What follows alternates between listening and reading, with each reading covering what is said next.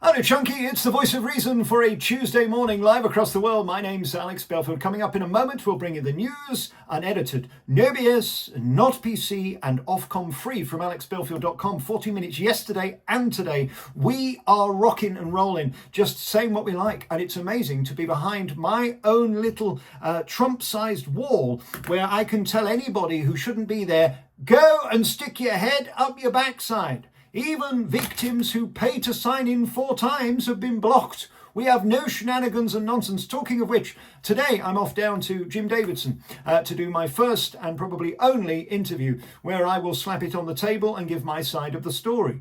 There's a certain air at the moment where people are going out their minds. I've had another interview request from a corrupt, sacked, bent cop who wants to interview me. No, thank you. I'm not interested in any of these witch hunt, let's set him up. You know what's going on at the minute? They're trying to bait me to react to someone or something so they can say that I'm reoffending and will be recalled. I am literally being provoked. It's called entrapment in law, but of course I'm on the wrong side of it, being a man of the truth and a flyer of the flag. I mean, this is so profound, isn't it? Who could be offended by their own flag? Paula sent me this. How could you be so stupid and so much of an imbecile? You live in a country that you're so resenting of, you don't like the flag. I mean, that is absolutely absurd. But that's where we're at. Politically, people will stop at nothing to bring down those they don't like. And I'm being baited left, right and centre. But they're not realising we're growing by the day. The figures are going up, not down. When you try and assassinate someone's character, it only works if people believe it and trust in the people who are saying it. They will stop at nothing. And we're not falling for it. I'm not playing that. Of course, I've learnt my lesson. You can't defend yourself in this country. Ask Graham Linehan. You can't say what you think. Ask Lucy Conley. And you certainly can't be a patriot that absolutely is out of the closet raving great Brit lover. You can't, because they'll say, you must be cancelled. Well, good luck for that on Saturday, cancelling Tommy and what could be up to 1 million people filling the streets of Sick Deeks, London, where one of his investors into Labour has been rewarded with a £3.5 million contract. You can hear about that in the news, and yes, I name him in the news at alexbelfield.com. Here's some of the other stories, including all the best to one of the London bombers. I mean, this is the most extraordinary time.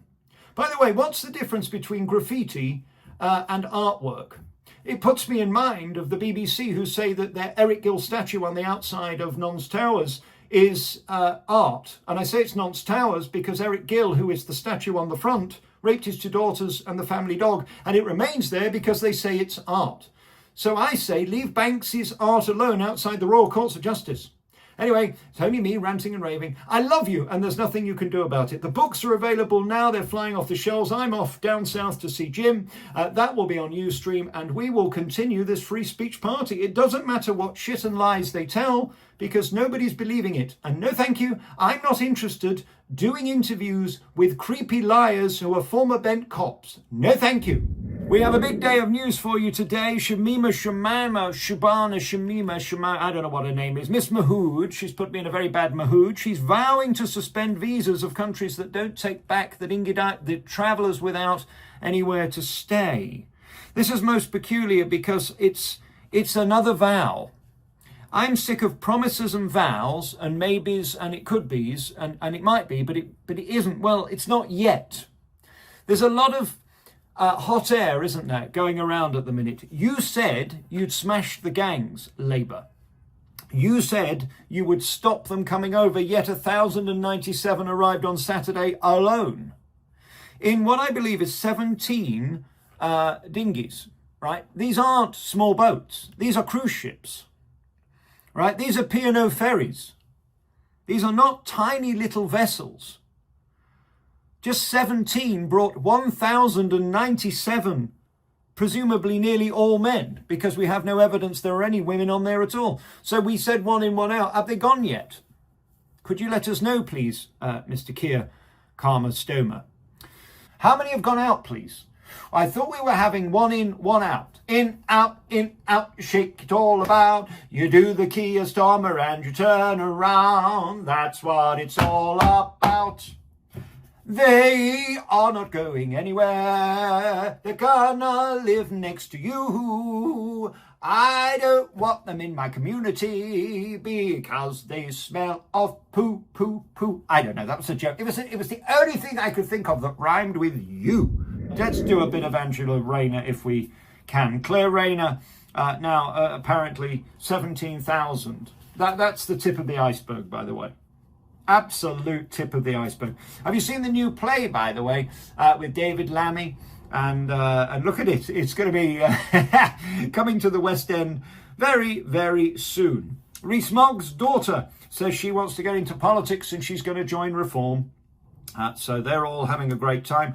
At the weekend, it went very, very well for Reform. They had a sellout crowd and people were jubilant to see Lucy Conley, who also appeared there, who I have to say was in fine fettle. And Lucy really is a champion. And her story is very familiar, that she was told too that she was meant to be going home because she was of no risk to the public like me and didn't qualify for any rehabilitation. Yet they managed to find ways of stopping her getting back to her children, her parents, her family, her loved ones, her husband. What a sick system that they can use your own fame and popularity as a means of stopping you getting back to your family. Absolutely disgusting. Zuckerberg is with Trump and about to stick 600 billion into the economy in the next 3 years, according to this clip. You know, we don't often get together as the CEOs of the different companies, but it's good to see everyone. How much are you spending, would you say, over the next few years? Oh, gosh. I mean, I think it's probably going to be something like, I don't know, at least $600 billion through 28 in the U.S. Yeah. It's a lot. No, it's significant. That's a lot. Thank you, Mark. It's great to have you. I mean, even if it's only half true, it's quite astounding that, isn't it, really? Really bizarre that these great, big, powerful people are so able to get instant access to the most powerful people on earth, including Donald Trump.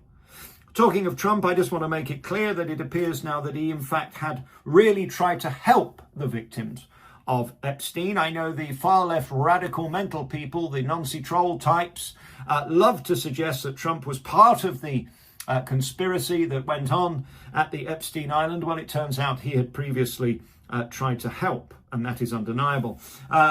Angela Rayner's pad down south has been given a blue plaque. Show them that, Tarquin.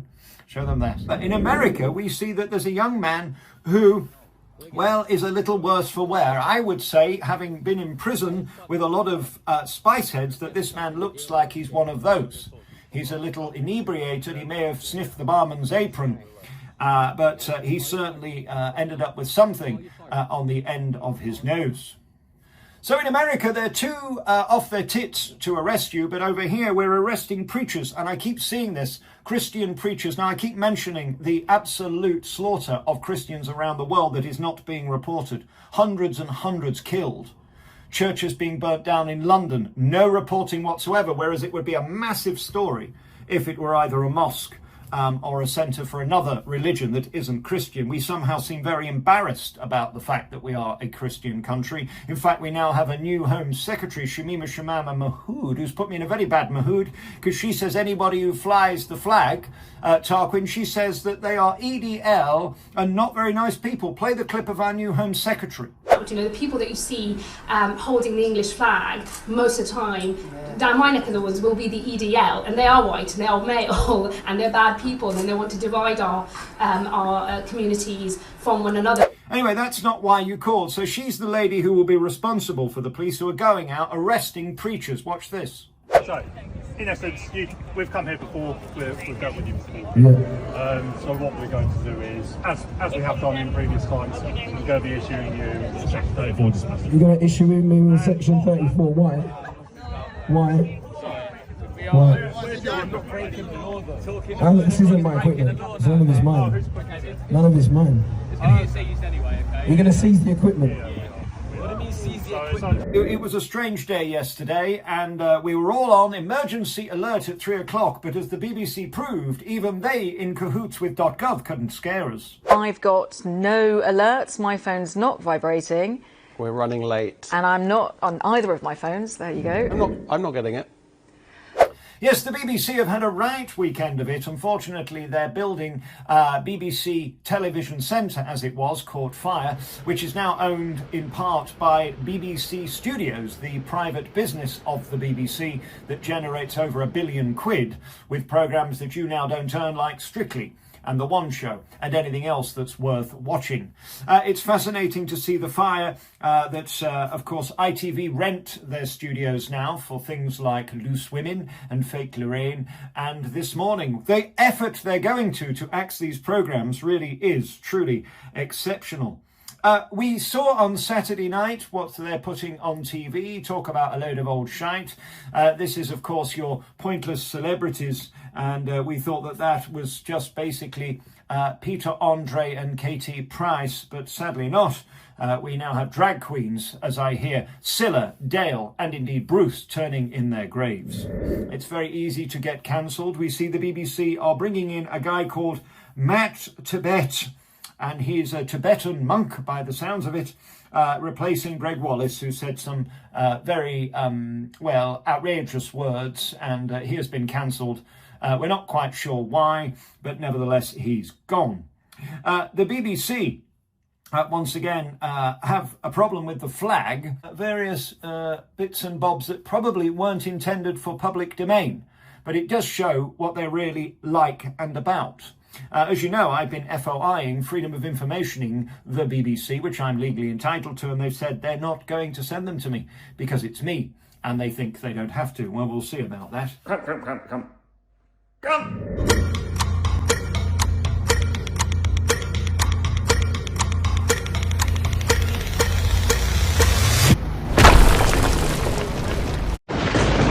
In the beginning, God created the heavens and the earth. Then he created man and woman and dogs. Lots of things were built, destroyed, rebuilt, flooded, and built again. Then, Alex Belfield was born, forced to pleasure his majesty. Keys were thrown away, lost, found again, and placed in a holding pen. Today, Alex continues to annoy medicated lefties and supercilious fartheads all over the world by telling the truth. Now, the overnight sensation after 30 years and star of stage, screen, and his mother's back bedroom is back.